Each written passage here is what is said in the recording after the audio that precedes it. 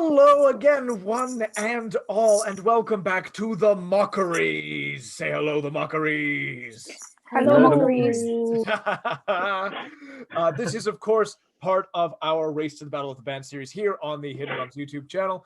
Once again, joined by a beautiful cast of people. Lily, who's playing Cloud, Daisy, who is playing Thesia, and Callum, who is playing Theramin. And yeah, we are gonna just jump right on in. Callum has bopped right the hell out, but I assume that he's still there. I'm just texting my dad. I'm sorry. I'm here. That's all good. Brilliant. Absolutely glorious. We return to the world of Cygalia, the kingdom of Garandia, after a magnificent victory, both in combat and on stage. The Mockeries leave the town of Moonlight, where they have created an alliance between the Goliaths and the townsfolk, and fought with a werewolf and killed Thesia's first rival contestant for Champion of Malar. As well as recovering most of the stolen gold for the cult of Asmodeus on behalf of your patron Balzabul there, Theramin. The other portion of which, unbeknownst to the other two of you, is hiding in a bag of holding which Cloud carries. The full contents of which maybe we'll find out this time. We rejoin our heroes is definitely the wrong word. No, I'm kidding. You guys have actually been very heroic since the beginning of this campaign, oddly enough. Well, Suicide Squad, but less trendy. Yeah. And also just better. I mean, yes. We rejoin our hero-villain chaos hero villains on their way to the town of Astrafeld. It's the next stop on their way to Salt's Watch and then to Sessenseal and beyond for Cloud's own journey. But more generally speaking, it is the third place which you will be playing a gig at to gain your popularity before entering the titular Battle of the Bands. Dylan Umtrowel, your band manager, has created a big fat stack of posters ready to go for when you enter this new town. Cloud, you have your new horse Ash. Yeah. I need to get Ash's stats up. Oh no. You do need to get Ash's stats. Not that I'm saying that I'm going to be cruel enough to put a horse in harm's way for the sake of being cruel, but things happen in D&D. So we need to have the horse's stats. Yes. And Dylan, sort of as you guys are entering the final part of this journey. Actually, before that, you guys, as part of this journey, actually had to go back on the road and pass back through Oddmore, the first town that you went to. If you see the map, and this is where in post I put the actual picture of the map over what's going on. They love it. They're big fans. Absolutely. So yes, if you look at Oddmore and where Moonlight is, you actually, in order to get to Astrafeld, you have to go back. You have to go back through Oddmore. And you pass back through Oddmore, and these wax statues of you are displayed. They are out, and have become something of a local attraction here. Um, these people, on as part, it's a many days worth of journey going. So you guys stop off in Oddmore, and you get like a bit of a hero's returning welcome. People hearing the news that you bring with you from Merle Stone, kind of going like, "Wow, you guys have done such an amazing job in this next city as well."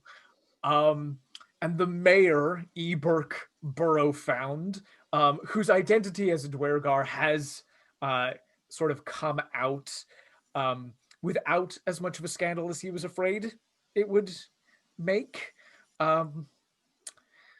Because people are accepting and good in this story. Hell yeah.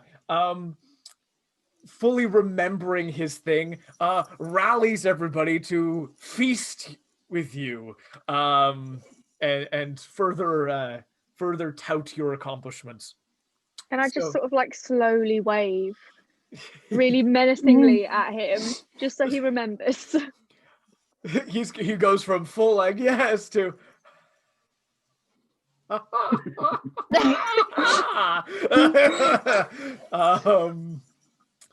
abso-freaking-lutely. When you stop in Oddmore, this is just again sort of like on a passing through sort of way. Callum, you can feel. Sorry, Theramin. Yeah, get it right. Savage. Yeah. And the DM was so embarrassed that he gave them anything they wanted for the rest of the campaign. You can feel the nature of your contract with your father is such that the powers given to you increase the more you use them, and the more sort of love and attention and rock stardom you gain. Wow. You can feel that your abilities have sort of have increased from your father Beelzebul, and he has sort of walked you through. Oh, or what's the opposite? Or of like that? a Super Saiyan, like. Yes. Absolutely.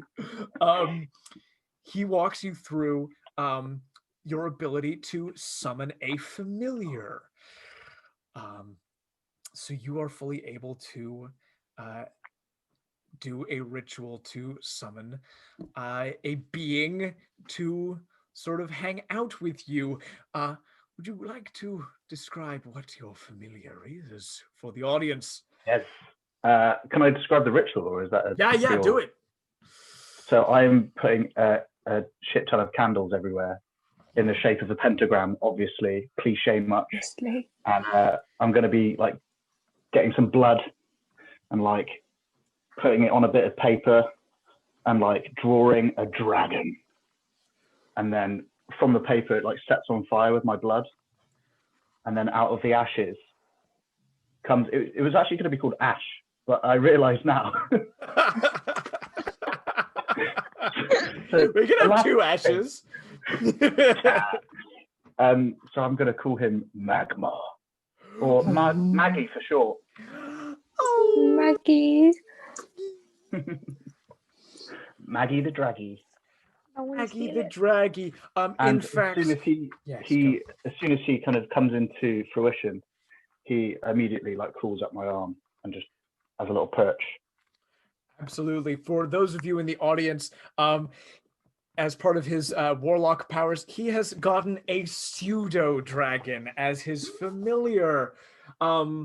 These lovely boys with little stingers on their tails, who are about the size of a cat. How a house That's cat? The size for a dragon, I think. Sorry, it's not too. It's the perfect size for a dragon. That. Oh, it's very and it's very cute. And you can immediately feel when this blood and fire demonic magic summons this dragon, Maggie. You can feel an empathic bond that is created between the two of you. you can feel one another's emotions. Ooh. Indeed. And if you choose to, you can basically like warg out, like in Game of Thrones, like you can enter the senses of your pseudo dragon, Cool. see what they see, hear what they hear, up to a mile away. God, I wouldn't want to do that and then Damn. accidentally have the dragon on the toilet or something. Sorry. No, probably not. What? Okay. I've got um, no. I just say stupid shit. I'm sorry. That's all good. It is all good. And even more additionally, as this dragon, when this dragon is on your person, is on your shoulder, or in physical contact with you, you can tell your resistance to magical effects increases. Ooh. Also, just to remind the housekeeping, with the Find Familiar spell, if Maggie were to take lethal damage and die, she just deconstitutes and then will just need to be resummoned, not dead. Okay.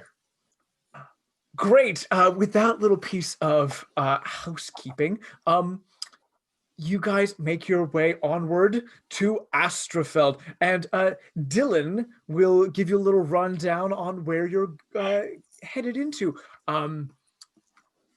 As you pass this landscape of, again, sort of, you've gone back into sort of this swampy moorland area, which is typical of Oddmore, but this is very much the heaths and the moors sort of this country.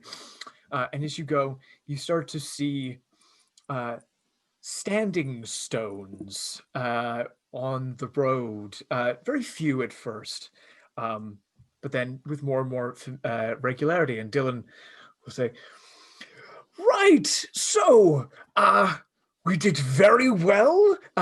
We've been well treated in Ardmore. People have been hearing about us. I hear that by the time we get to this town, there will be an edition of the Gorendia Gazette that will be released. So there may be articles about us. It would be very good for our popularity if they've created an article about us at the Gazette, because they do a lot of publicity and things. But it also will allow us to sort of know a little bit more about who our competition are. So it's very good. But yes, the town of Astrafeld holds a great deal of importance in this country. It is said that in the formative years of the Ten Kingdoms, way back at the right after the Age of Chaos, that sort of predates history in this world, an asteroid fell to the ground and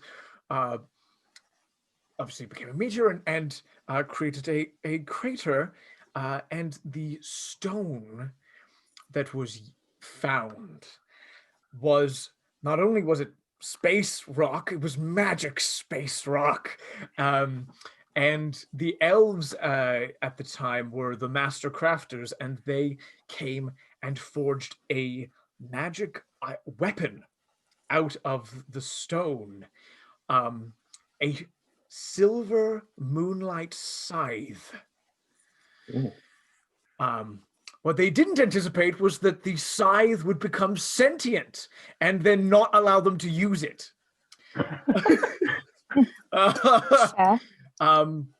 Indeed. So, who would anticipate that? No, I don't know who could. But in essence, the scythe has a mind of its own and can magically dictate who gets to use it or not.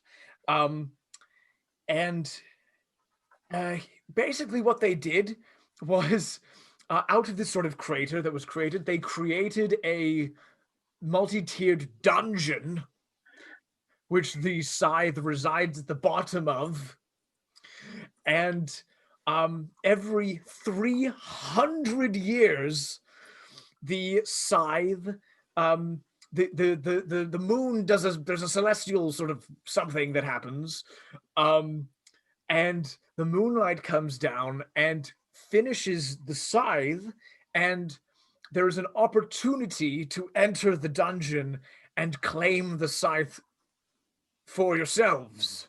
And guess what? We're getting there just in time. Oh, I want these. So yes, obviously when it was first forged. Sorry, go ahead. Oh, it's a King Arthur / Thor moment, isn't it?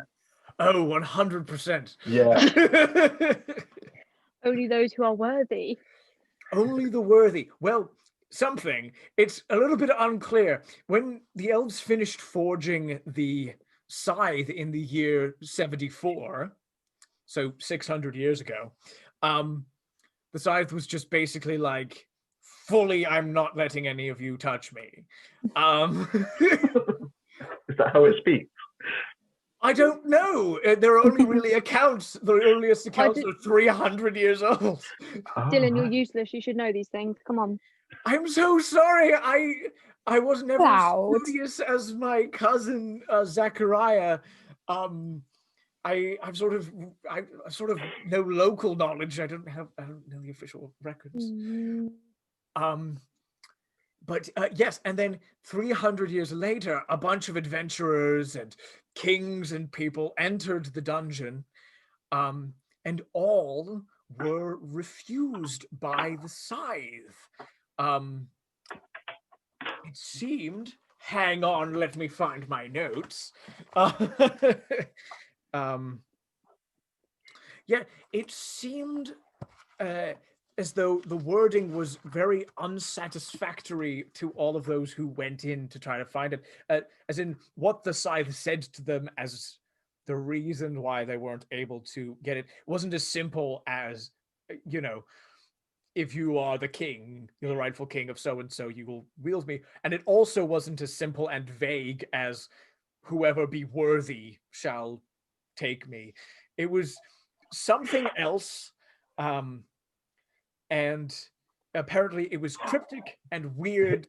And whoever rocks the hardest. Well, it's a pick of destiny thing. I don't know. I don't know if it said that or not. Okay. Whoever rocks the hardest. Wouldn't that be a cool? Wouldn't that be a destiny thing? Wouldn't that be just like we just go in, we rock as hard as possible, and this magic item falls to like 300 years ago. They're like, "What's rock? What do you mean?" Yeah, what is that? Dylan, why was there a we in this? I don't believe you were on stage. No. Ah, I have misspoken once more. Please accept my humblest of apologies, Cloud. Okay. Of course, you are the ones who rock. I just get lucky on your coattails. You do what on my coattails? Huh? What? In any case, when the elves were forging the scythe, they erected standing stone circles, which have become sort of this, which were a focusing for celestial energy, which they used to create the scythe. And so Astrafeld has a great big dungeon and standing stones nearby. And it's really cool. And it's quite a sight. It's sort of tourist pilgrimage site, sort of a mixture of these things. And the town of Astrafeld is a bit larger than the two towns we've been at before. So, so there you go. There is more opportunity here.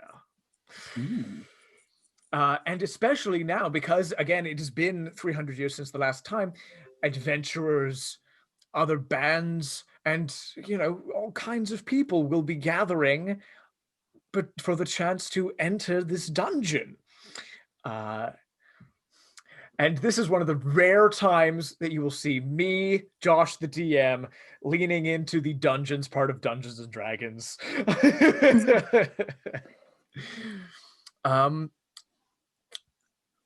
Fun times, cool beans, etc.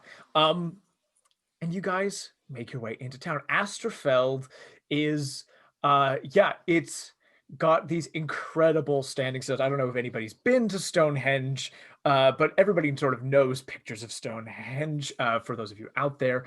And there are other places across England and Scotland with standing stones that are just incredible. Enormous stones standing on the ground, so leaning on top of two to form crude archways. These standing stones are enormous. They are there's truly no rock for miles or miles in any direction, and then these standing stones, which each stand about 100 feet tall, but various heights, simply jaw-droppingly enormous. And then the town spreads out, sort of not directly near the standing stones, like a distance from them. It's almost like you don't something kept people from building, around the stones, either whether it be cultural, religious, social, whatever it be. So there's the actual town, and then just an eighth of a mile off are the standing stones.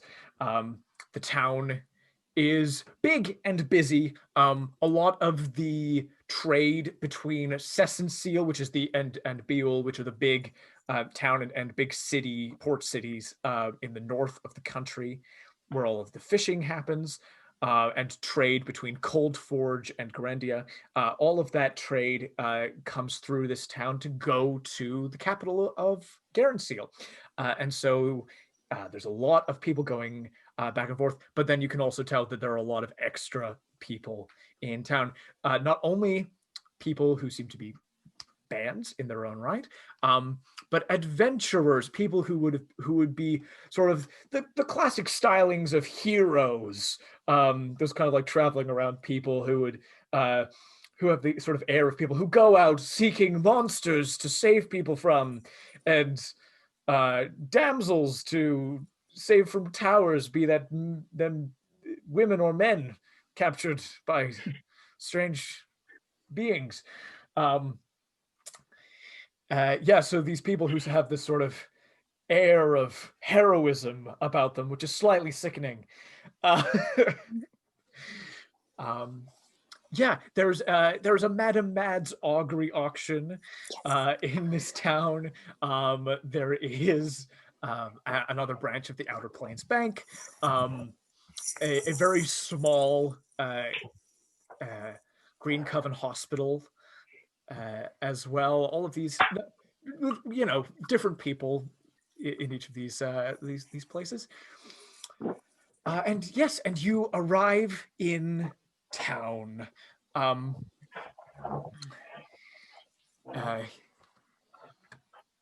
sort of says, it's early in the day when you guys arrive. He kind of goes, well, sort of course, you guys will do whatever it is you want to do. The inn that we are staying at is run by a man called, forgive me, is ran by a name called Kirkwood. And the What, sorry? Kirkwood. Like Captain Kirk. Like Captain Kirk. And he runs the Astrafeld Arms, which is the local place. It's this enormous building, which looks like it has grown over time and just kind of like consumed buildings around it, as this place has like grown more and more. So as opposed to there being any sort of competition for this inn, there aren't multiple places. It's just the one place that's been like this is monopoly that's just grown and grown. So it's almost like a block in and of itself. Whoa. Yeah. And I pass it back to you guys. That was a lot of me sort of talking and introducing concepts and things, but now it is in your hands. What do you want to do? I would like to give Dylan a job as band manager.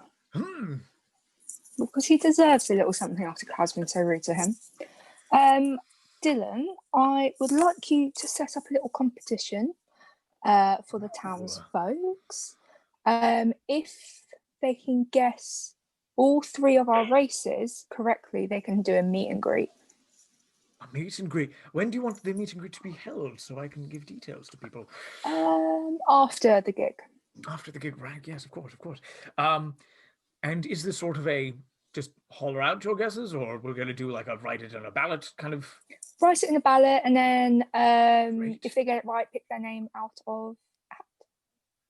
Fan flippity tap. Yeah, so we'll run it, and we can charge for the chance to He's sort of I understand. Dylan's looking just moderately more confident than he has been previously. Like, you know, you guys are doing well, and he's feeling a little bit better about his life, and he sort of like he takes this and he kind of goes, yeah, absolutely, I can run with this.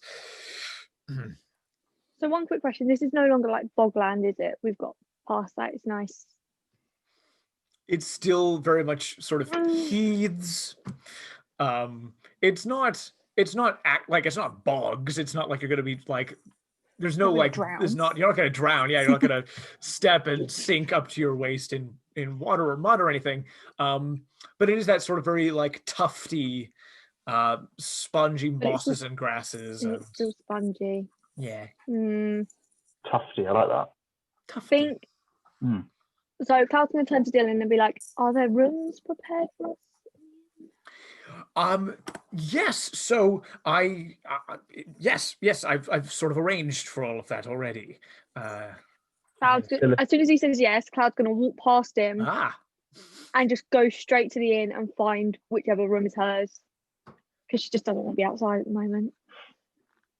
She doesn't like water. She doesn't like sponge. She doesn't like any of that. And when she gets up to her room, she's going to take the 1,000 gold out of the bag of holding and just on the floor dump. Okay, we're going to do this. Out of the bag of holding fall the following items. Ooh, whoa, here we go. You've already taken out the 1,000 gold pieces. 1 spear, just a solid spear. Oh. Not the same one that hit because that you broke and yeah. Half of her was. He had 2 spears. Yeah. Not Brittany. What looks like a porcelain, not porcelain. In any case, a decanter, sort of like something that could hold alcohol or any kind of liquid. Does it look quite fancy, like ornate, or does it look quite? It looks a bit fancy. Okay. Yeah.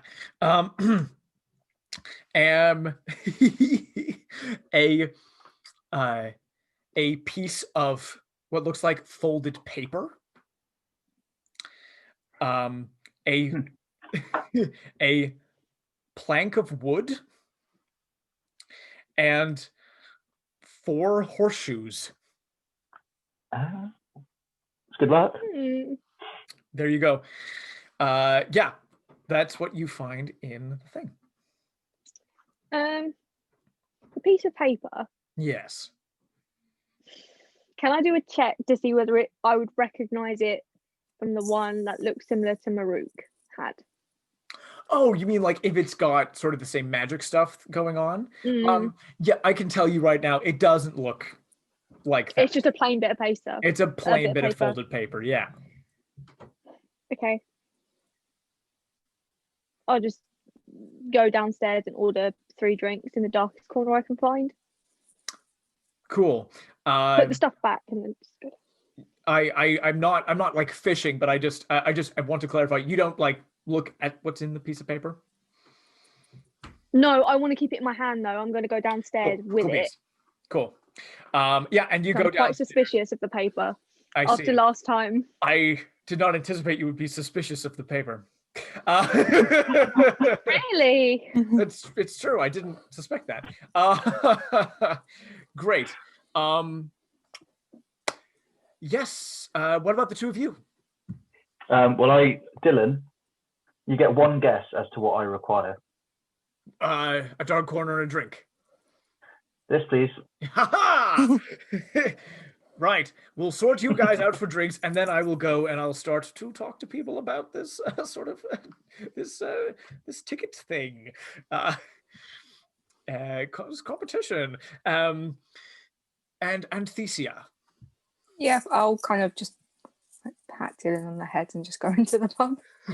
Great. Go to the inn. Just like this. You go into the inn.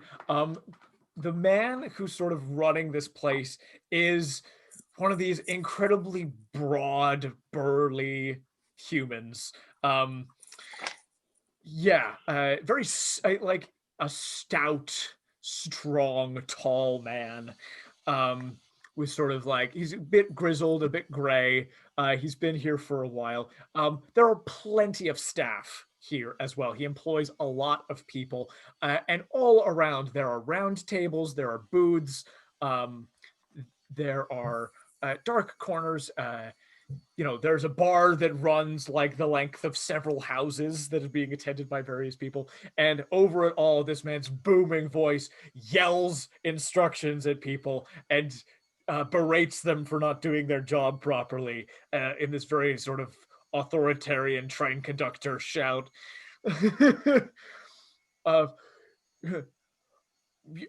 Just big booming voice out over it all. It's chaotic and noisy. Like a Brian Bless. I'm imagining like Brian Blessed's kind of sultry tones. I don't know Brian Blessed. Oh God, he's like the guy that does brand new scrubs. Oh, that. Yeah, okay. Now I know what you're talking about. Yeah. Indeed. Cool. Everybody out there, you're not doing that. And somebody needs to tend to that side of the bar. Hey, I have picked this glass up, and it's fucking filthy. What? Whose job was this? Just because we're busier than we have been in the last 300 years does not give you the excuse to slack off on your jobs, you fucking ingrates.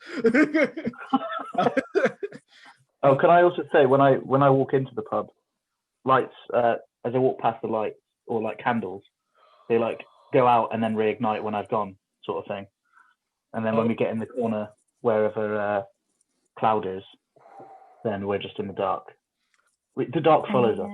The dark follows you. Fully give me a charisma check. So just a d20 plus your charisma score. Your modifier, rather. Oh no. It's a 1 plus, what is it? Charisma. I got a 7. The natural 1. Guys, I think it's going to be one of these games.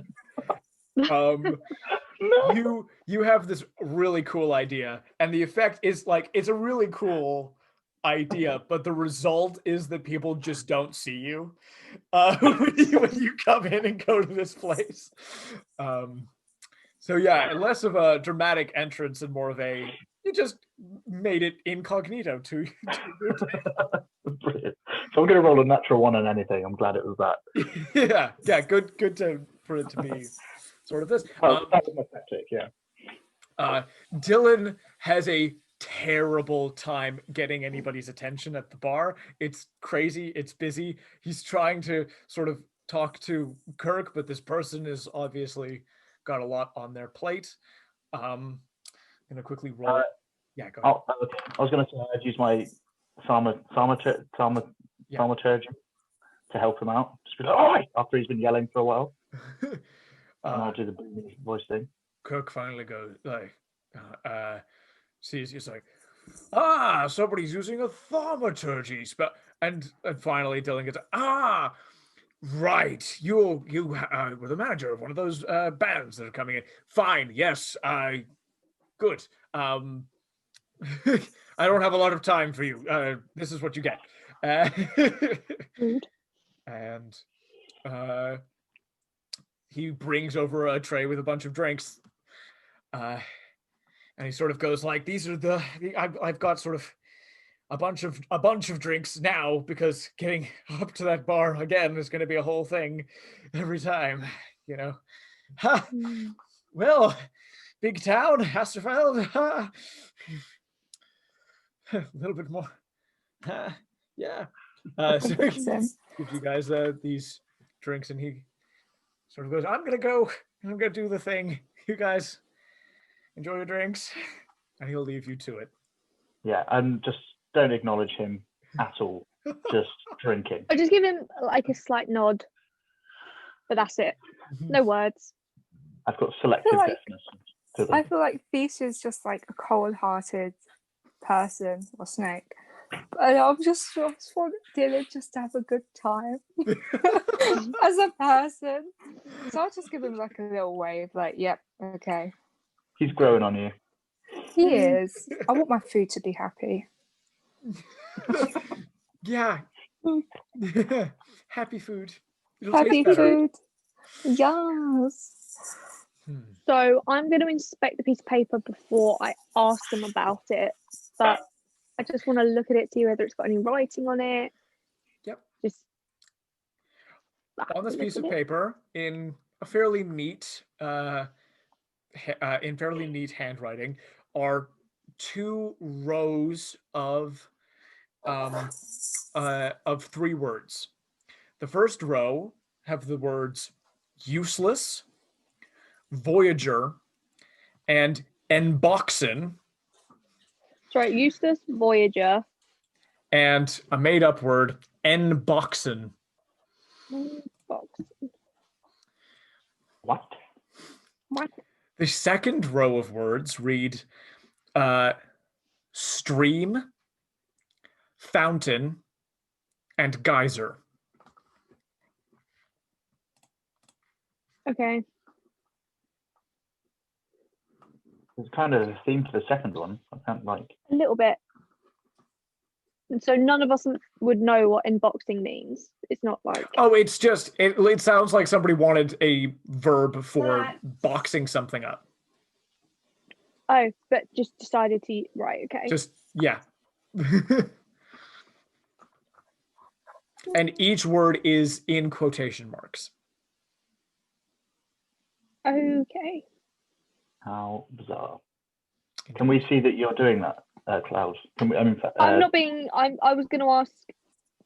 I was going to show you guys and be like, "This is what I got from Coin's lovely bag. Okay. Any ideas on what these mean?" And I just put it on the table so you guys can see the writing. Do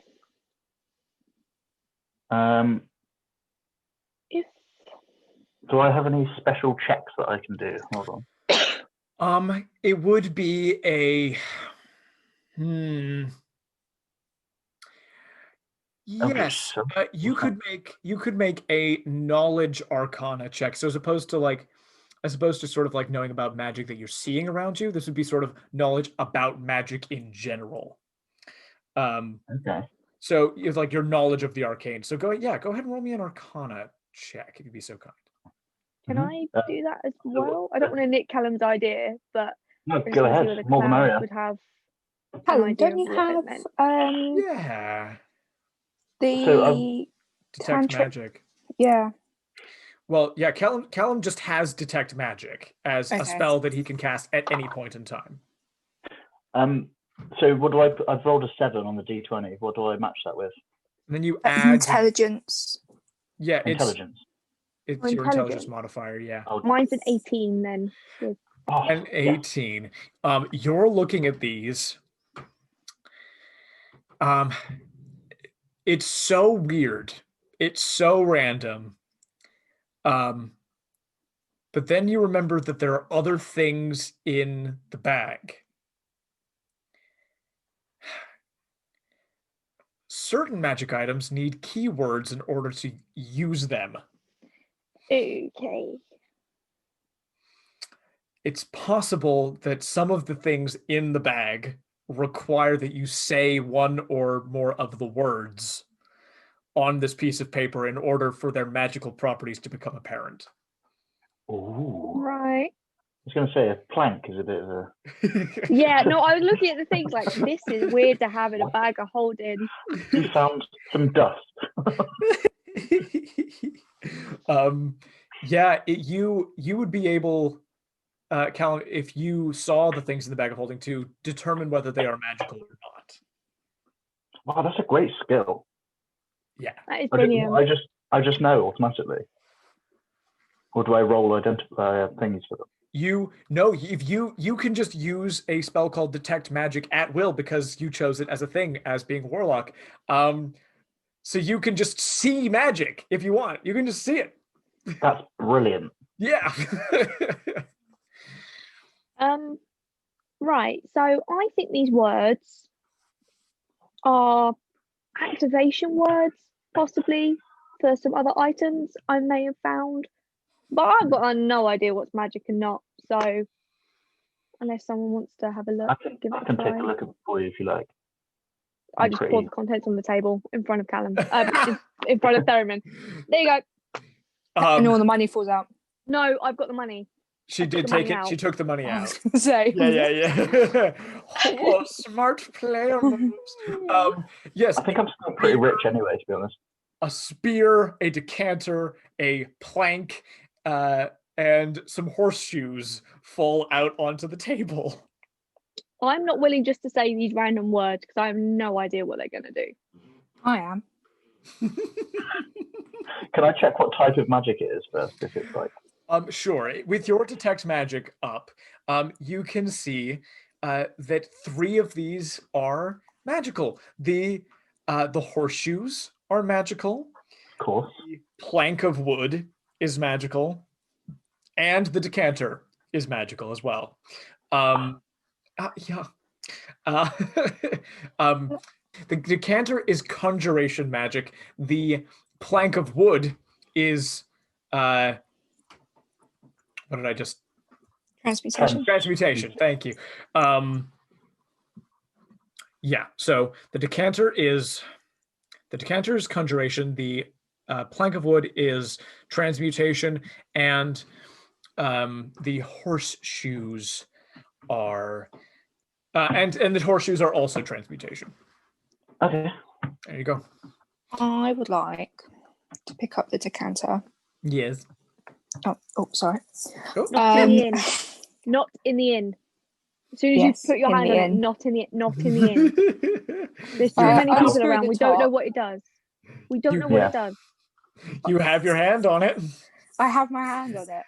I could say something and nothing happened. I would like to say fountain. You say fountain.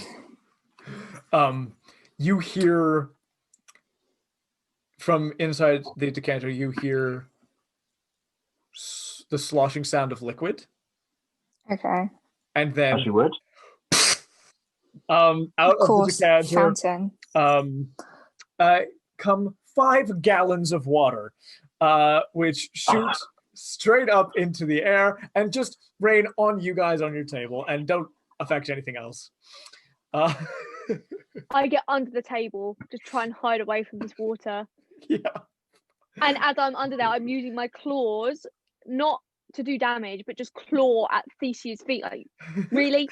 Really? It's like a really annoyed cat. Just make it stop. Make it stop. I think I just move the objects away from Thesia. As you do that, my tail comes round and just scoots them back in the bag. That's fine. I'm just going to use prestidigitation to warm myself up and dry myself off. Just yourself. That's fine. I think that's prestidigitation can warm the surface area. Yeah. Hey, wait! I can control fire, can't I? Yeah, with your thaumaturgy, you can dry yourself off for sure. Oh well, there we go. Yeah, I'll clean myself and warm myself. And I guess cloud, if you don't have it, a warm cloud as well. Oh, thank you. So it's free. It's magic. So the decanter produces liquid. Yeah, Good job I did. Wow. I'm not going to touch it and go, at least I didn't say geyser. Yeah, why would it? It's in my bag. Don't say anything. Can you imagine just having those in your bag and someone says the words? If it rips, we're in trouble.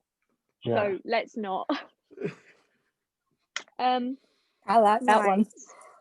Sorry, can I have the word again? Yeah, you notice that when you say the word geyser and you're not touching the decanter, nothing happens. So I will tell you that. The words were useless, voyager, and boxen. Mm-hmm. Followed by the next ones were stream, fountain, and geyser. Okay. I think that Thesia's saying, I think the bottom phrases are for the decanters, how much water you want. And I think maybe unboxing's to do with the plank of wood. Think wood box. And then maybe Voyager for the shoe horses. If it's transmutation, it could take you somewhere or make you move faster. That's a very educated guess. They might come in handy to get this this lovely little scythe. Maybe. I think, well, I'm not sure about you guys, but if we're going to run into another werewolf, a silver magic item might be a good idea. I've got no plans on being speared to a wall again. Actually, speaking of werewolves and hunting, I might see if there's a smithy because I have plans for the medallion and I might want to see if anything needs repairing and get some more bolts. Great. Yeah, absolutely. Yeah, I think if that's where you head off to, I'll follow. Yeah. Theramin, you got magic and stuff, but Cloud soft and squidgy. Eldritch Blast. Eldritch Blast, yeah. Which Cloud is soft and squidgy. But Cloud is soft and squidgy. Fantastic. Yeah, you guys go to a forge. There are a few forges in town. It seems like there's a great deal of smithing that happens and like artisan work that happens in Astrafeld. And actually, there is a bit of a queue for a lot of these places because, again, adventurers are sort of having the same ideas as you, is like getting ready to go dungeon diving. People have this idea, but there's somebody who becomes free. She sort of introduces herself. She seems like a sort of relatively young sort of woman blacksmith, just human, with short brown hair. She just kind of goes, yeah, my name's Em, and what can I do for you? I would like some studded leather armor. Sure. In stock. I also have a silver medallion. I kind of produce it. I was just wondering if this could be melted down and forged into crossbow bolt heads. Oh, okay. Can I have a look? Yeah, of course. I just pass it. Passes it over. Looks at it. This is a holy symbol. Yes. Of Malar, the Beast Lord. Sorry, I was waving at your cat. Happy cat. So here's the thing about, and she's like looking at you. I was like, here's the thing about melting down holy symbols of vengeful, evil, chaotic gods. Is I don't feel comfortable doing it. for fear for my life. That's not a, you know, that's not a superstitious thing. That's a, I'm afraid that there's somebody who worships Malar in the vicinity who will murder me for doing it. That's fine. Pretty sure Thesia would murder you for less. Yeah. That's fine. I just kind of just take it off of her then. I'm just like, and I'm just like, I'm gonna just need silver then. Just silver weapons. Silver weapons, sure. Yeah. Stock is sort of running a little bit low, but we definitely have enough for if you're looking for arrowheads or bolt heads, we've more than enough for that kind of thing. It's if you wanted to have silver like weapons beyond a spearhead, right? If you wanted a sword or something, that would be when we would start to have problems. The mention of spearheads, Cloud will just hiss at her a little bit. She'll go, ha!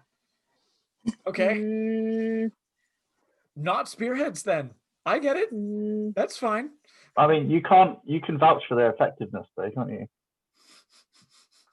Just a small Sorry. backhand. No, just backhand you. Okay. Lovely. I'll take some crossbow bolts, silver, please. Fantastic. How many are you looking for? How many have you got? They're going to run you. They're going to run you 5 gold apiece, and I've got up to 20. Thesia's just going to look at her and get out a bit of paper just to do some maths. This per bolt. While Thesia's doing that, I was like, so I'm as Cloud, she wears leather armor, so she'll go up to the smith and be like, I need something stronger than this. All right. You're looking. You were saying you were looking for studded. You looking for studded as well? If it's stronger than this and quite light. I'm not very strong, you see. I fully get what you're laying down there.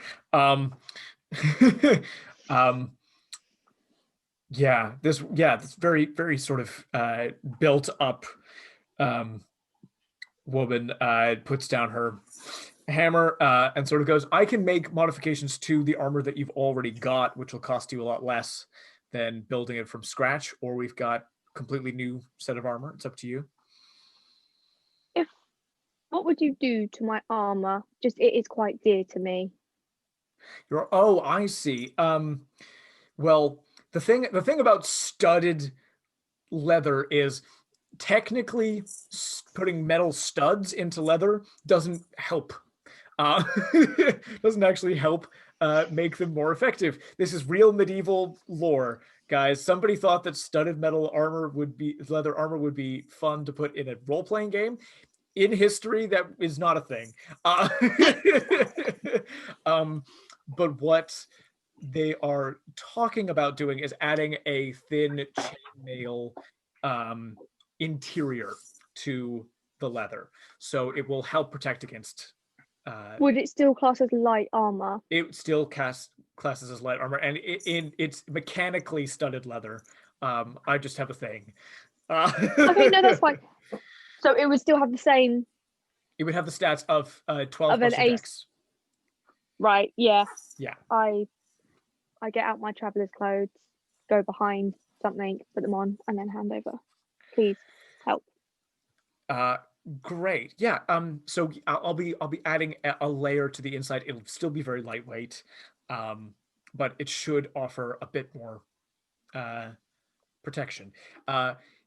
As combat sort of happens, if you have any problem, you need the leather to be re-cured or the chain to be relinked at any point, then that's also a service that I provide. And she'll sort of take it and give it the proper respect it is due. I just sort of follow her around the shop, very close behind her, uncomfortably close, just checking. Yeah, she will get to work, and she'll just say, "This'll run you 50 gold for this upgrade. I also want the upgrade. And you'll get the upgrade as well. So that's so that's minus 50 from what you got. And it's 12 plus dex. So now your armor class is 12 plus your dexterity modifier. So it should be one higher than what you had. Yes. Good. I haven't even decided how many bolts I'm buying yet. Theramin? So I'm not going to go for armor because I'm a rebel. I just want some skin-tight leather trousers, please, with a whole tail in the back for fashion reasons. And I want to get my. Maggie wants a little like kind of collar, but more like a necklace that like. Okay. Kind of solidify our bond. I'm giving her a little thing, but I'm not stocking up on armor. Okay. She'll take this request and she'll look at you. You can rip the leather trousers a little bit if you want as well. Right. You understand that I'm a blacksmith, right? You can put some studs on it or something. She's like, Amen.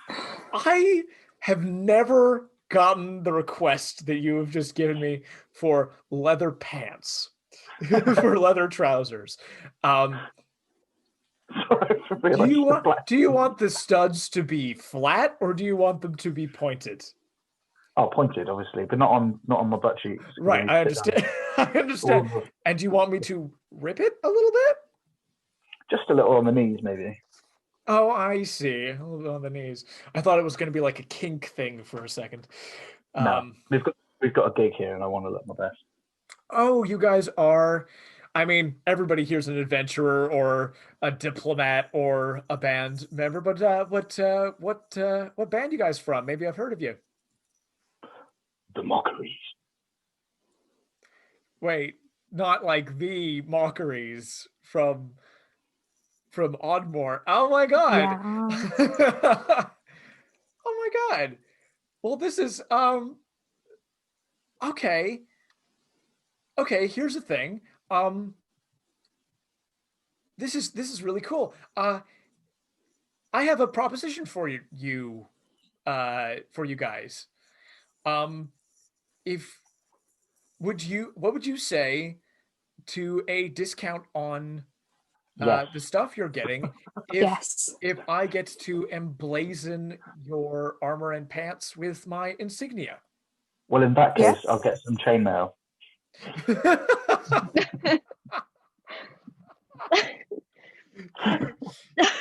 Theramin is just cheap as hell.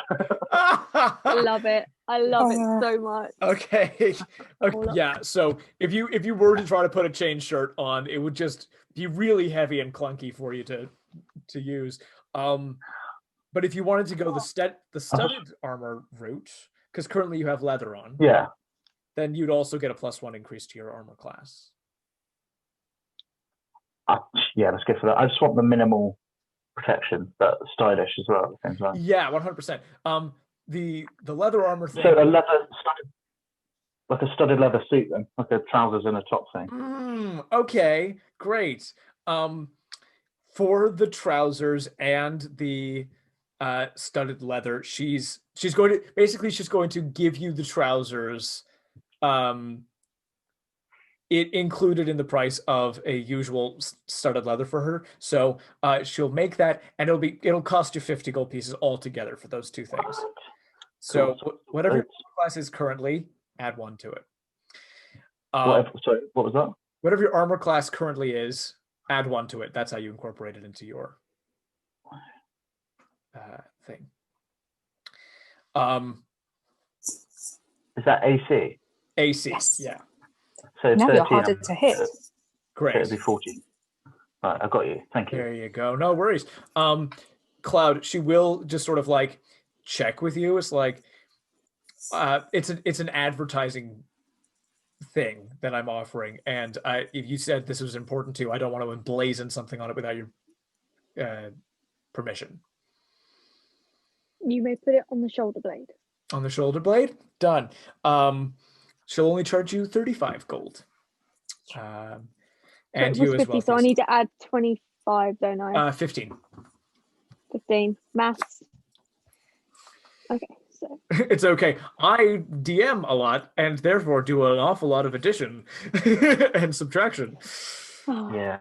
There we go. I think what gets me is the pressure of like, if I'm on my own, I can like figure something else. But if someone asks me something, my brain doesn't even try. Stupid. Right. I have more requests. Thesia's just got like this list now. She's like, all right, as I'm here. Yeah. I didn't realize we were going shopping. I was quite excited about it. Yeah, it's a full shopping thing. So yeah, you've got your pants, you've got your trousers. England. You've got and it, like your leather armor sort of like works with it. It's sort of a it's a full outfit. Now you look badass as hell. That's a crop top. I know. That's how I imagine the armor now. I'm gonna have to get full. Yeah, that is actually exactly what it looks like. Oh my god, Theramin, you are so hot. You are so hot. He's got a mullet as well. Yeah. That's just too good. Oh Lord. Like full rock star mode. Yes, Daisy, what were you? And I have 10 silver bolts. That's another 50 gold. 50 gold. 10 silver bolts. 10 silver bolts. So yeah, when she's using her crossbow, those silver bolts will do max damage. They do more stuff to wear people. Hell yeah. I would also like to sell my scimitar. To sell your scimitar? Yeah. Oh, very interesting. Very good. Yeah. She'll have a look at it. Your scimitar. You can sell your scimitar for 10 gold. Oh. Okay. I don't know what's happening with my internet. That's 92. And is it possible to buy? So instead of having my scimitar, can I have a hand axe? Ah, yes, indeed. Yeah, that is just going to cost you 5 for the hand axe. -5. Oh my god, my maths. I've just got the armor while she's sorting it out, just sort of in these traveller clothes. I think if anyone's watching, she's very sort of putting her hands over where she got hit, just like completely self-conscious about it. And that's why she's sort of staying very close to this woman. Not only is the armor important, but she wants it back quickly. So what are your guys' health points? Have they gone back up to... Oh, you guys will have had a long rest by this point, so you will be back up to maximum hit points. Yeah, right, okay. But I still think that a bit of her fur's gone. It's still a bit... Yeah, there's a bit of a scar that has been left. Yeah, she's a bit self-conscious about it. I think Thesia has inspired me to... see if I can do a trade. All right. / buy something. I might swap my sickle and pay a bit extra to like get like a flail or something. Okay. The sickle, she'll be like, cool, I could melt it down. That's I'll give you 10 silver pieces for it. Okay, well, can I put that towards can you turn it into something like a flail? Yeah, you want a flail? Yeah, 100%. She's just gonna be like, that's not a real medieval it's not a real weapon. Apparently is it not? Apparently not. It's just films that use it. Oh. Apparently. It's in the book though. It's so studded leather armor. Yeah, so studded leather true. It's true. Cool, yeah, but flails are cool. That's kind of why I want one. This tiefling running around in band style armor with a flail. Absolutely brilliant. Yeah, in essence it'll be 10 gold. Okay. Yeah, that's the deal. I'll do that. Yeah. Can I ask this blacksmith about the sort of legend and these standing stones, and whether she knows what was said to the guys that went down there. Yeah, absolutely. That's a good idea. Just while she's working on things. Sure, yeah, she's working away.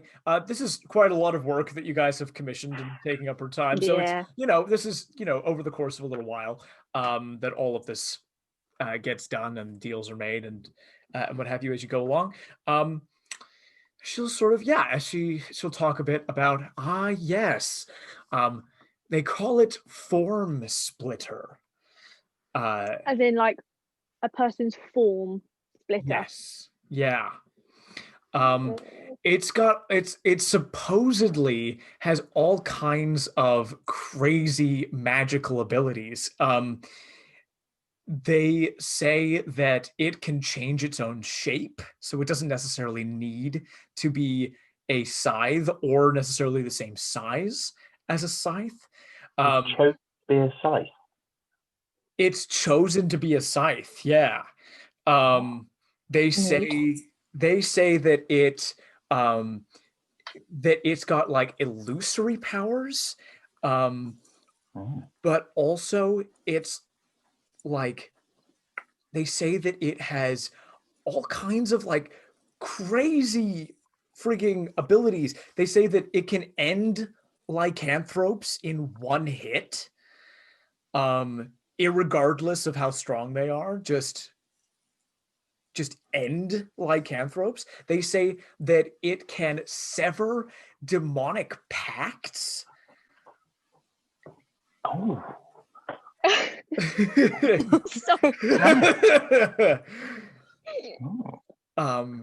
Yeah, they can they can make it as though like a devil pact never happened.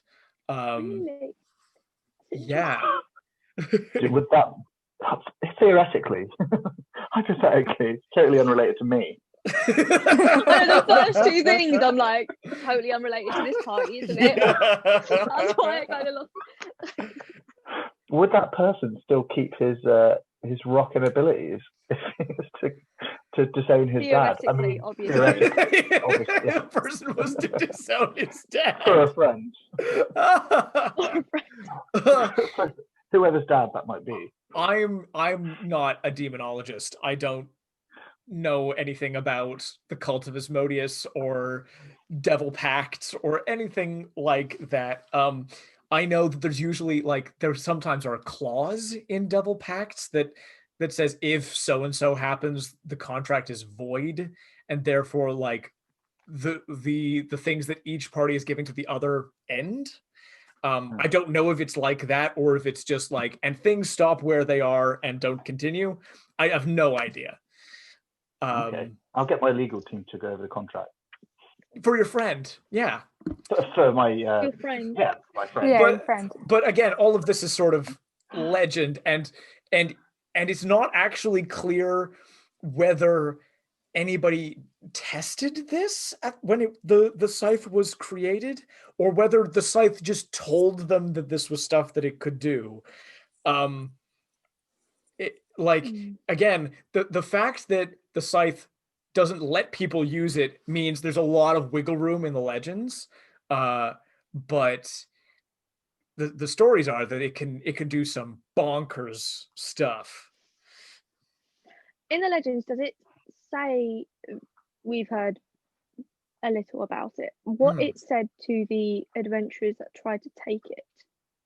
Apparently it was very vague on why. Yeah, from what they say is that there is a destiny attached to this weapon.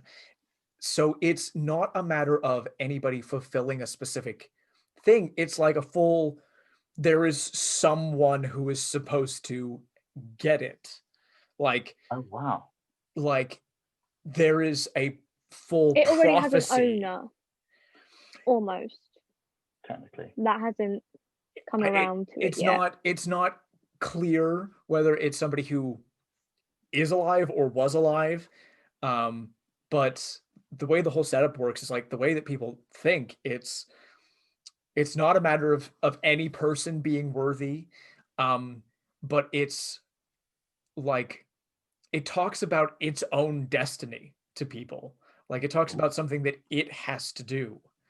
And do many people? Is there like normally many people that try? I mean, I guess is it every 300 years? Every 300 years. So this will be the second time that people have had a chance since it was created. Wow, I bet there's going to be a queue, isn't there? It's going to be like seeing Father Christmas at the mall. Yeah, the population of the town's almost doubled. It's crazy. So it's not about going through trials and proving you're worthy. It's you go up, you touch it, it says no, you go away. Yeah. Yeah, basically. Right. Okay. I think as soon as we're done here, we may investigate this further. Well, the dungeon opens. The dungeon opens tonight because that's when the celestial convergence happens. The outer planes apparently can be seen in the night sky around the moon. I'll let my friend know that we should go down and check it out. I think that we should go there and show some moral support as well. I don't know why I'm keeping up the charade. It's obviously me. She's like hammering away at something, and she goes, "You know what? I'm proud of you. Well done." Just as Lily asking as player, Cloud, would she know about the outer planes, seeing as she's wandered? So the outer planes are not something that you would have come across in your wanderings. Okay, that's fine. This is a Cygalia specific thing. Yeah, I wondered whether it was. And yeah. That's fine. Cloud's just gonna look really distant and just thinking, it's silver and magical. I'd get that fucking werewolf if I found him. That's all she's actually saying it out loud as well. So anyone can hear her. And she'll be like, yeah, fully you could get a werewolf.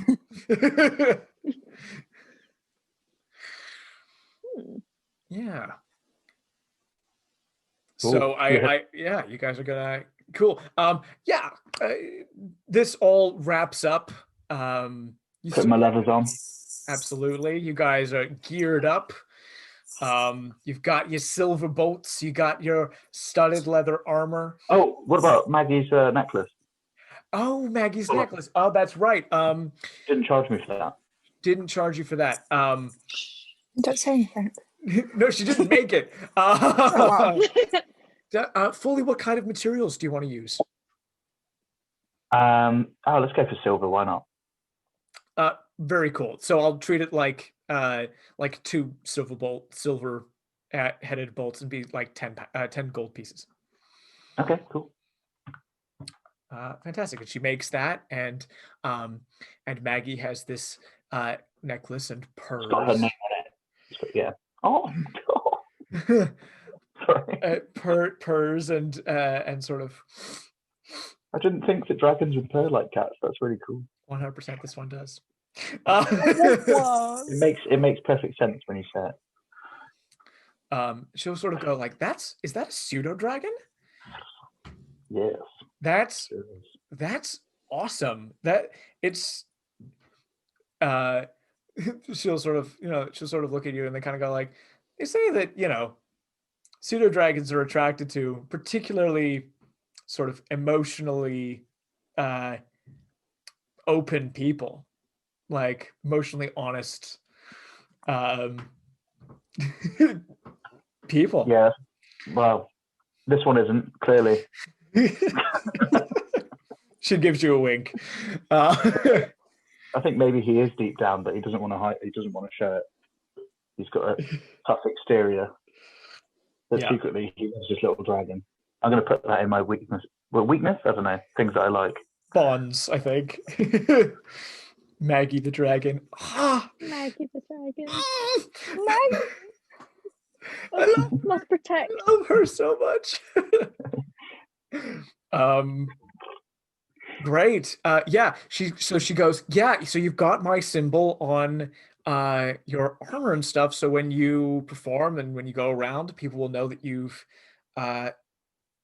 worked that I have done work for you guys. Again, M. Yeah, I got to make armor for the Mockeries. How cool is that? And you know, listen, don't be too disappointed if you don't get the scythe. Nobody gets the scythe. But it's very cool that you have a pseudo dragon, and we have to try this. We're here. And you gotta try. Every 300 years, might as well do it. If you need anything else, you just let me know. All right. Thanks, Em. Thank you, Em. I think that's where we're all headed to, aren't we? Probably just go. Again, it's several hours away still. Yeah, but there's going to be a massive line. Yeah. There is going to be a massive line. This is not like Thorpe Park. Where's It is like start queuing. Cloud, where's your horse again? If you leave it in what happened to your horse? Stables. It's probably stables. Yeah. Yeah, okay. Wherever Dylan put the carriage or the car or whatever we were riding on. Yeah. There would be again sort of a massive stable complex, like a modern day multi-tiered parking lot. Full of horses. Full of horses and carts and things. So Ash will be there. Cool beans. Guys, there is something that occurs to you with all the talk of werewolves and the scythe and all of this stuff.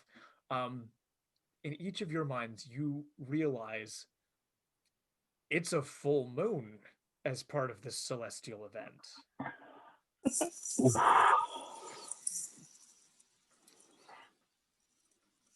There be werewolves. That's not to say that they're necessarily werewolves here. We need to get in that line as soon as possible. So as soon as it becomes dusk, we're there, we get it, we just run. I'm not facing another werewolf or lycanthrope or no. Well, at least we are a little bit prepared with the I didn't get any silver weapons. I'm not prepared. I'm not going anywhere near them. Yeah, you replace your rapier. Stand behind. I didn't even replace my rapier, no. I'm being salty about it. No. Well, really pleased to know I've got a flail, and that will be really helpful. Smack it. The flail doesn't even do as much damage as the Eldritch Blast. The flail just kind of describes my fighting type. It's just like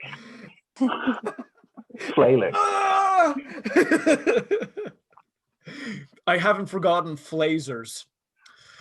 Flazers. That is good, yeah. That is really good.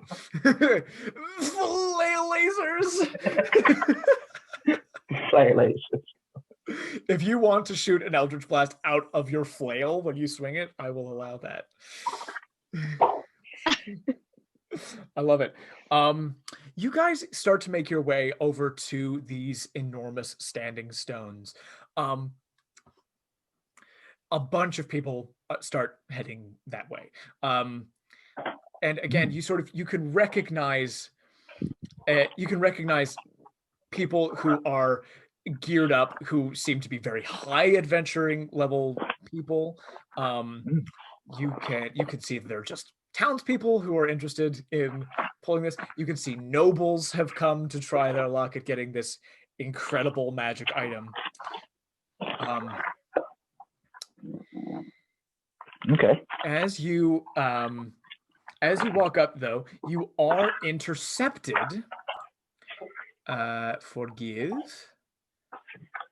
You are intercepted by a human with a square jaw, wearing a long brown trench coat, with sort of classic round hat on, and a pipe in his mouth. And he'll sort of go, now, by the descriptions of all three of you, I'd say you'd be the Mockeries. Am I correct in saying that? Depends who you are. Yeah.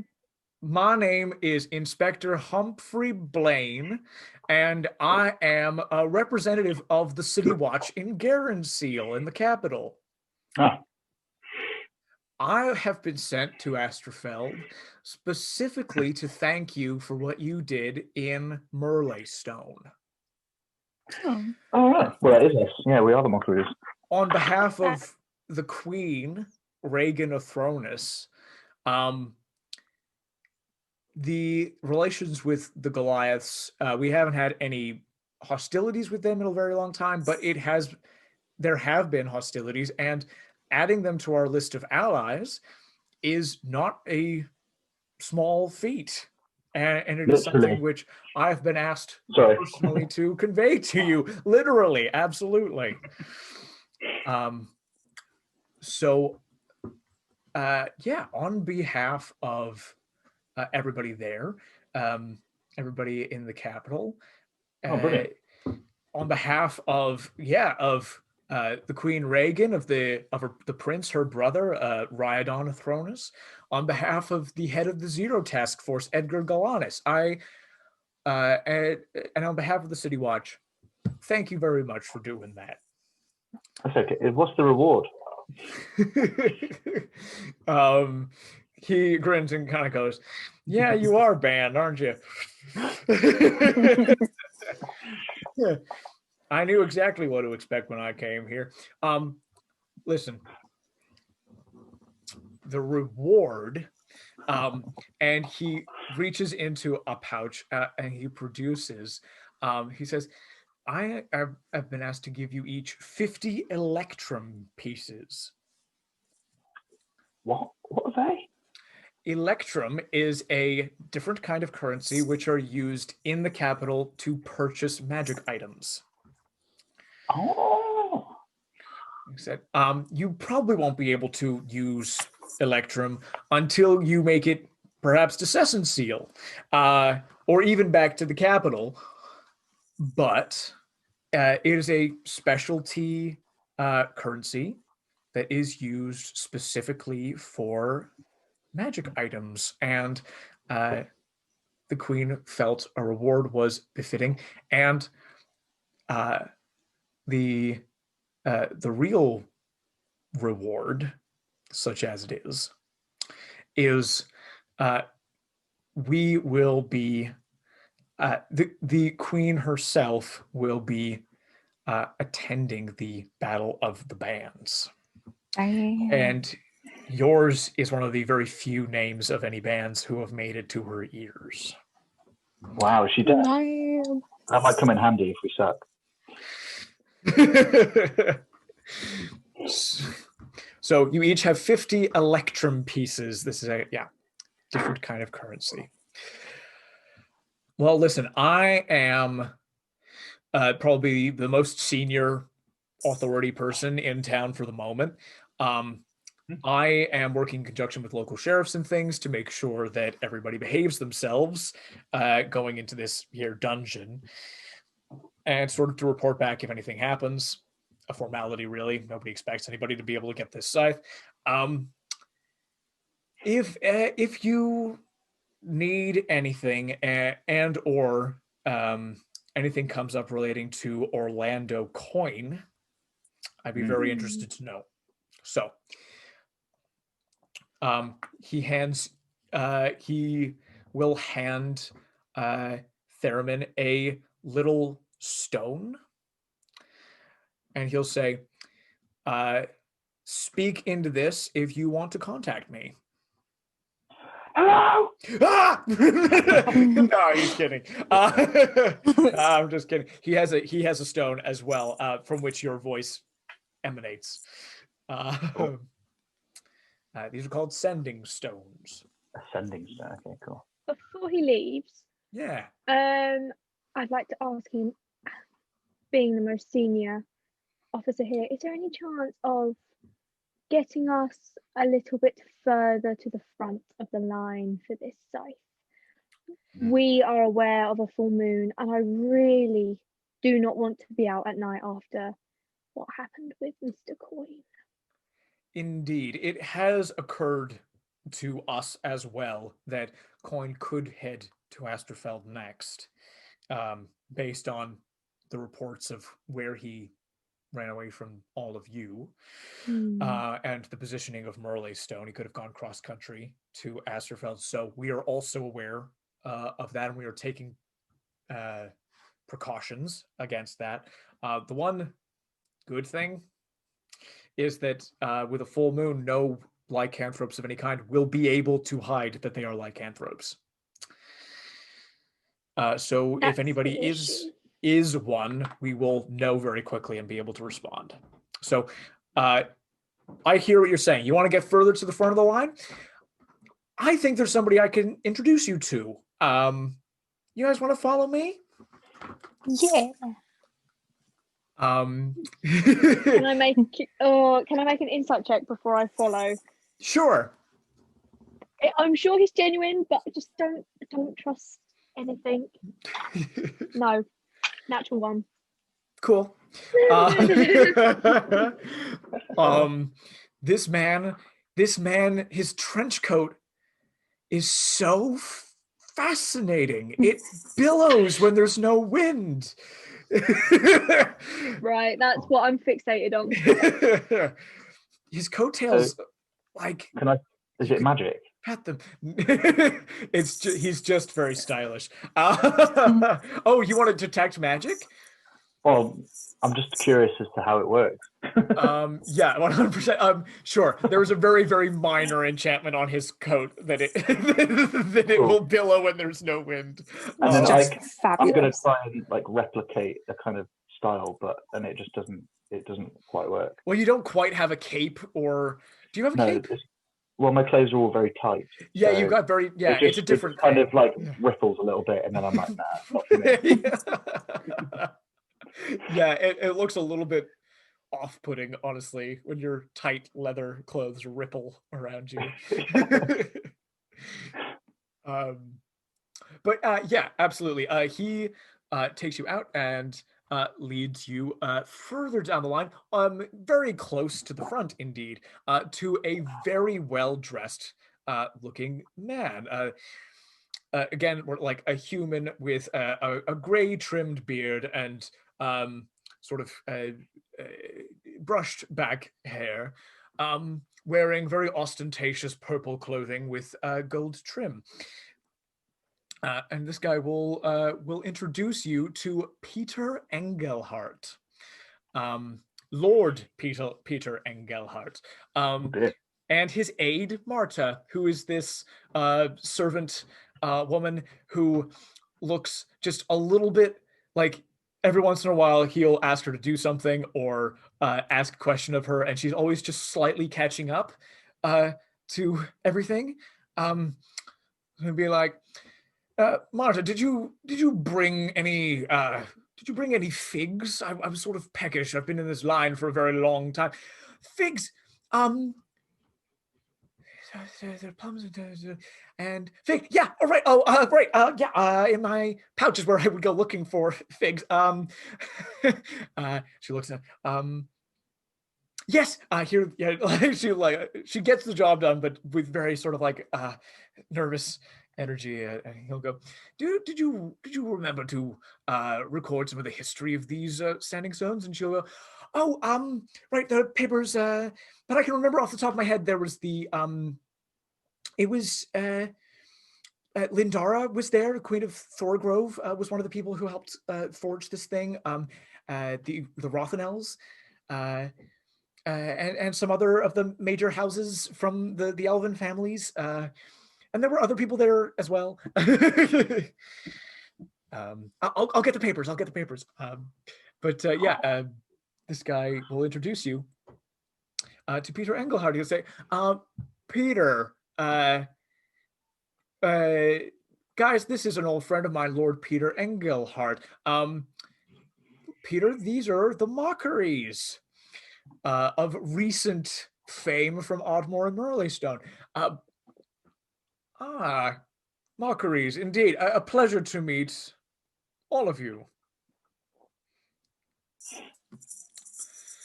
Yep.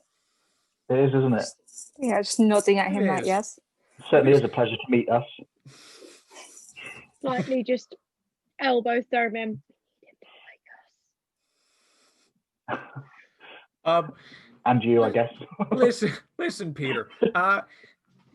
These guys would like to have a go this scythe thing. You wouldn't mind if they scooted the line and went with you, would you? No, of course not. Of course not, Humphrey. Anything for you, my old friend. We go way back. I'm based in Garanseal myself, by the way. Yes, Lord. Lord. Well, thank you, Lord Peter. Yes. There's murmurs of anger behind us, so we better get moving. People are getting frustrated that we've on the queue. He turns around and goes, "Is anybody upset that I'm allowing these 3 people to join me in front of the queue?" All right. That's how you run a dictatorship. Sorry. The lords, if the lords get too slack, then the peasants take their money and become lords themselves. It's the way this has worked since the beginning of the kingdoms. Can't argue with that. Right. Mockeries, welcome. Good to see you. Humphrey, take care. Humphrey's like, "See you, folks. See you around." Thank you very much. Yeah, thank you. Passed our best wishes on to the Queen herself. I make that very apparent in front of the Lord. I've just said that. Yeah, he clearly takes note of that. Good. So, Mockeries, you have been getting a bit of a reputation for yourself. People say you're very talented musicians, and also you've been solving problems. Where have you gone? We kind of stumble into them. Well, literally, we stumble into them. Would you consider yourselves lucky or unlucky? Oh, lucky. It's a gift. It is a gift. Luck is an enormous gift. Some of us are born lucky, and others stumble into opportunities and make the best of them. And there's a great deal of respect to be had for both kinds of people. Yes. I was a man of opportunity myself, ex-military man. I was in competition to head up the new task force that the Prince Riadon was putting together, international affair. I got beat out by an old friend, Edgar Galanus. You guys will have heard of this task force that's been put together. This is sort of background world building stuff. But these guys are basically they deal with interplanar things and relief for any and all of the 10 kingdoms, and they're based out of Garandia.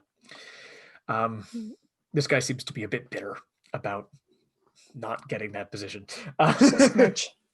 Just a smidge. Oh, bad luck. Indeed it was. But we don't all stumble into success.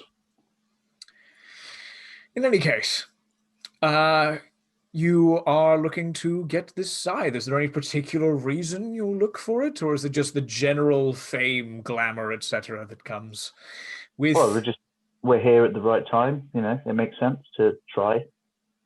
Why not? What's the worst that could happen? That's a very good question. Are you in it for the fame and the glamour?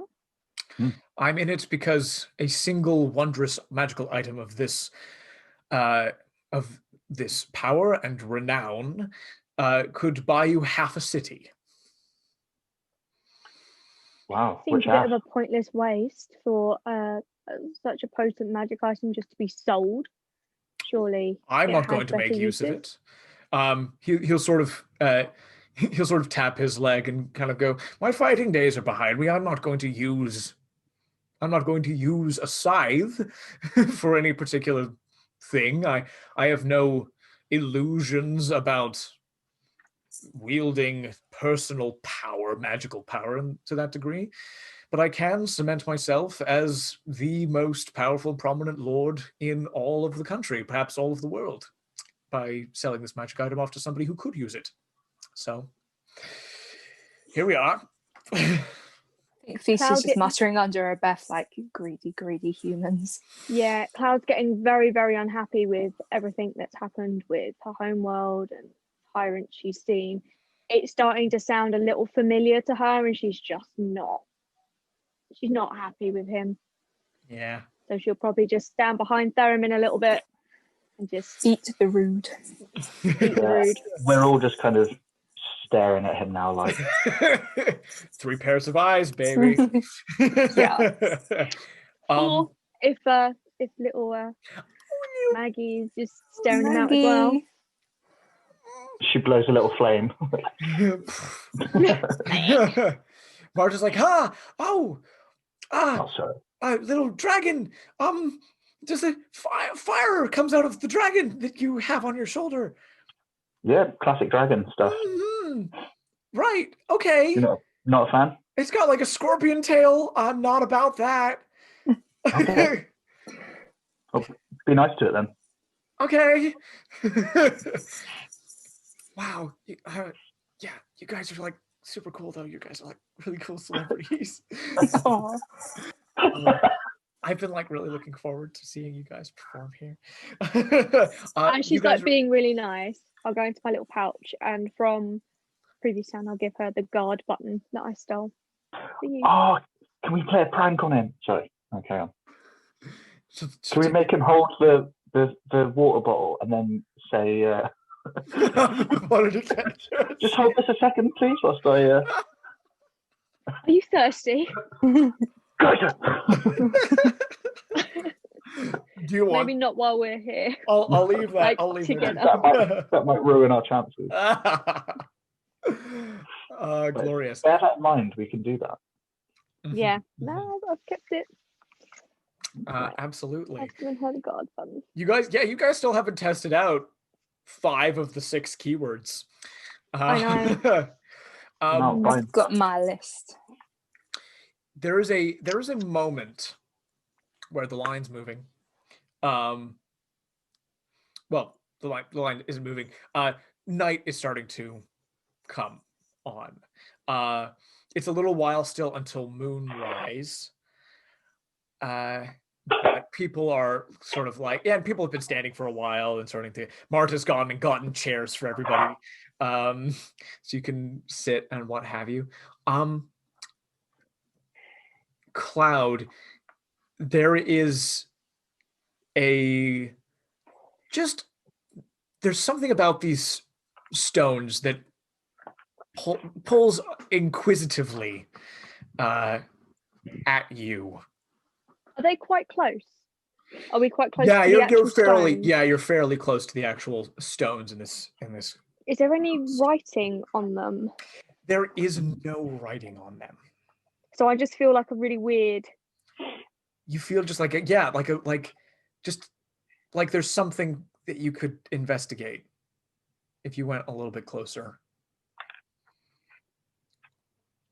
I don't even think I'd say anything. I think I'd just get up from the chair and just walk towards them. You guys have had to get up and stretch your legs a couple of times by now, in any case. So you go up to these stones. And if there's anyone shouting at me like, "Oh, what are you doing?" There's just nothing. No. There are people around. There are people around these stones. Okay. Yeah, it's not the sounds of the hubbub sort of die behind you as you reach these stones. Ooh. Then there's just a little. At first, there's nothing, and then just from behind one of these stones, a little pair of eyes pop out. Little girl looking at you. Gasps. You're a big kitty cat. I want to get down to her, so I'm like at her level, like looking at her. Hello. Oh, big kitty cat. My name's Cloud. Oh, my name is Madison.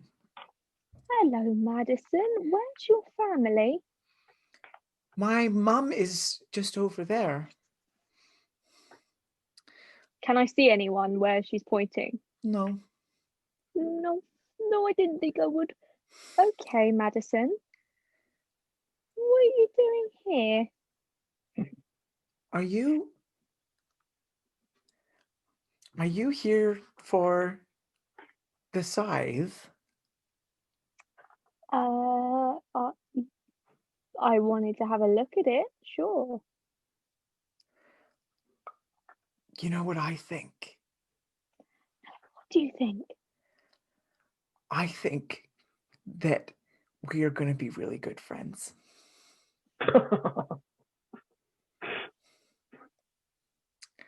Listen. How do you think that? I don't like this. It's okay. It's okay. You're looking for your family, right? Yes. At this, I drop any facade of being friendly towards this little child. You're looking for your family, right? Have you been invited yet? What do you know? What do you know? Have you been invited yet? By who? You haven't been invited yet. Can you invite me if I have a look at this scythe? It's not up to me. And by the time you meet me again, I will have forgotten about it. Forgotten about me or being invited? Yeah. About being invited. But you will remember me. I'll remember you. What? Can you hear the scythe? Can you hear the scythe's voice? I can hear everything. So you're a very clever little girl. The universe is like a big carpet. And everything that we do is people weaving the carpet. And so I can hear the music of the carpet. Can you see into all of these pieces of music? I can being hear woven in? Everything. Cloud. Okay.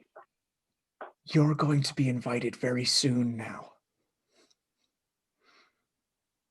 Should I accept the invitation? I don't know. That part I've never been able to hear. So even a clever little girl like you can't hear the music of the invitation? It's because somebody's blocking it out. Can you hear them? The person that's blocking it? Sometimes. Do they make nice music? His voice carries all over. He's very curious. He's a curious little cat. Oh, he's not a cat. He's not a cat. Okay. He's not a big kitty cat. He's not a big kitty cat.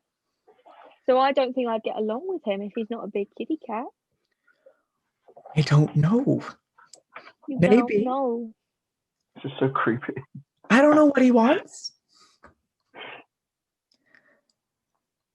So listen, the more time passes, the more music I'm going to hear, and I'm going to forget things. Okay? Okay. I think we're going to be friends. Oh, creepy.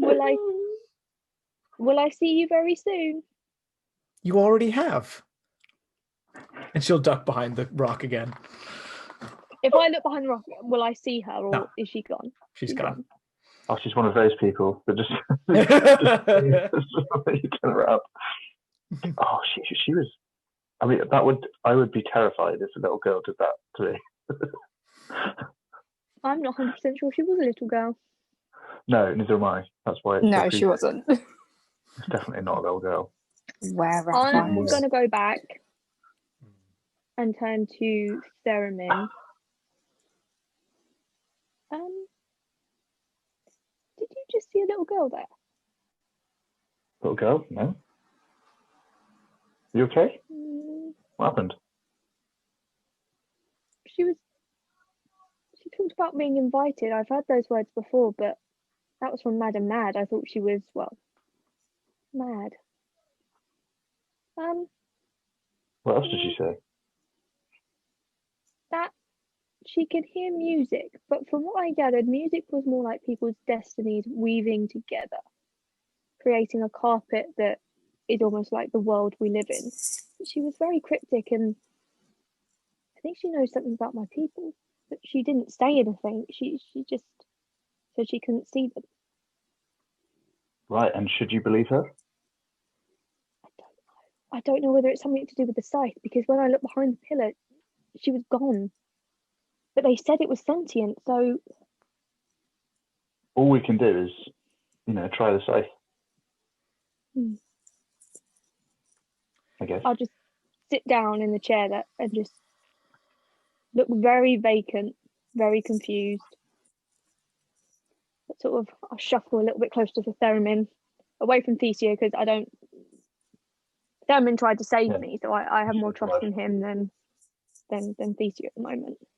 I'm not offended. Yeah. We're like your parents or something. Help me! Okay. I think It's okay. Was there that she didn't warn you or anything? It was just she was just said I'd talking be to invited soon. and we don't know if that's good or bad. All I know is that they crossed the ocean and they are being shrouded in this magic that no one can find them. But Storm, she wouldn't just lead them into danger. She wasn't like that. Her name was, the little girl was called Madison. I don't think that was her name. I think that was a name that fitted the persona of a little girl. Can you somehow detect magic on the stones, or I don't know how it works, whether it will just detect all magic around us? You think that she was from the stones? Yeah. I think she was summoned here. Let's go check it out. When you cast detect magic in this area, you are blinded instantly. The amount of magic that is gathered in this area being focused by these stones, and especially as these celestial bodies start to align, is absolutely ridiculous. This is the kind of event, like magical event, that where crazy things happen, and all this magic is being focused down into this circle of stones. And so I go where this dungeon is. It's definitely magic. Oh, sorry.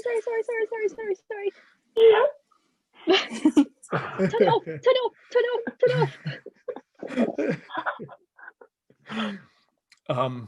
Well, let's get this scythe thing. You have to lead me. Am I blinded for how long? Am I blinded? No. You're only as long as you use the detect magic. Is it the hot rest of the yeah? Yeah, I just sort of like slightly guide you. This small little cat, just like, I'm sorry. As the celestial bodies align and the moon rises and comes into place, you see the full moon with 8 points of light around it. The light shines down into this stone circle. The dungeon doors light up, these runes and intricate carvings. It's like an Indiana Jones moment. And from behind you, you hear howls. Oh, fuck's sake. And that's where we will end tonight's session. Owls! Like all the little ghost children. What the fuck?